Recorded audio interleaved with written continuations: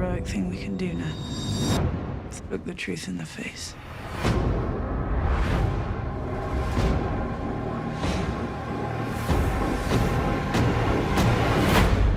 The Night King is coming.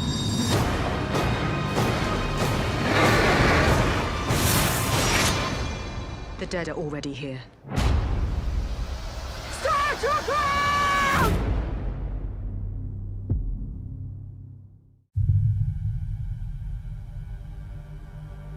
When I was a child, my brother would tell me a bedtime story about the man who murdered our father and watched as his blood poured onto the floor.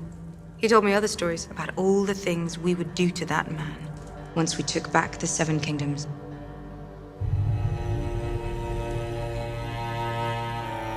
When Jaime shows up to Winterfell, it's very difficult for almost anybody to know how to feel about it. On the one hand, Dany looks at him as this is the person who murdered her father, and even if she has come to terms with who her father was and what her father really was, it probably doesn't entirely erase the sting of her father's murderer showing up on her doorstep.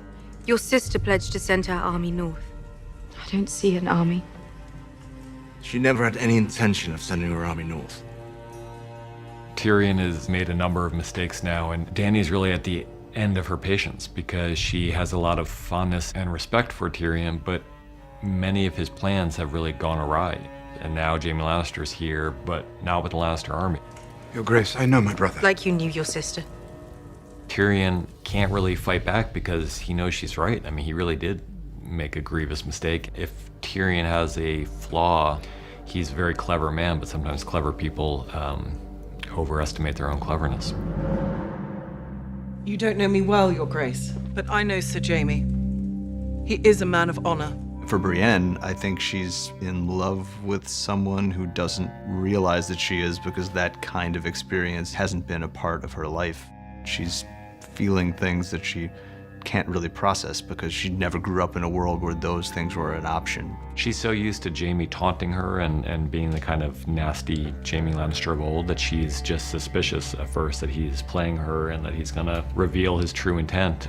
I'm not the fighter I used to be, but I'd be honored to serve under your command, if you'll have me. He really believes in her as a soldier and he wants to be there next to her, so I think she's really shocked by his sincerity. Lady Sansa, I was hoping we could speak alone.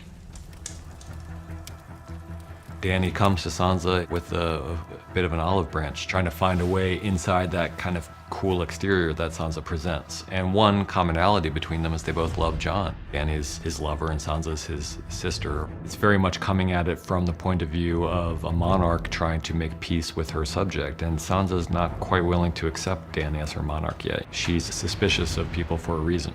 What about the North? It was taken from us. And we took it back, and we said we'd never bow to anyone else again. What about the North? She's had too many hard experiences not to be suspicious of people, and she sees Dany as possibly a tyrant, as someone who's has a lot of power and is seeking to get even more. They're coming. We can't beat them in a straight fight. So what can we do? In the War Council scene, there's a lot going on under the surface. The most important thing about that scene is understanding the lay of the land and understanding what their intentions are, what their plans are, what their expectations are, so we know what we're looking at. The Night King made them all. They follow his command. If he falls,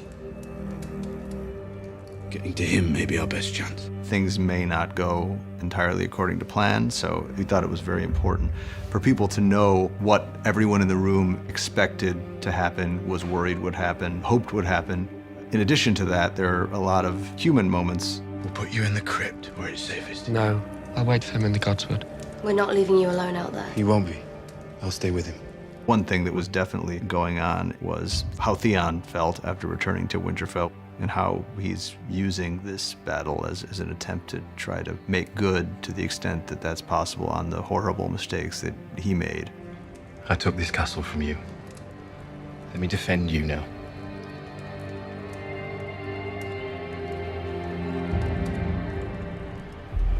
You're not the knight? Women can't be knights. Why not? Tradition. Any knight can make another knight. Kneel, Lady Brienne. Brienne has been more knightly than any of the knights I think we've seen. I mean, she's a paragon of strength and honor and being true to your word.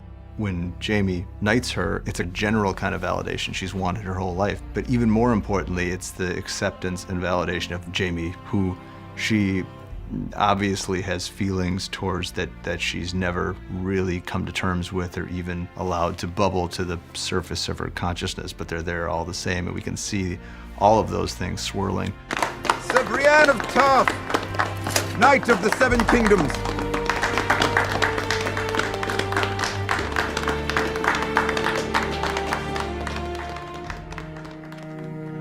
For us, what was interesting about this episode was always that it's our last night together, and everyone, I think, would face the end in different ways.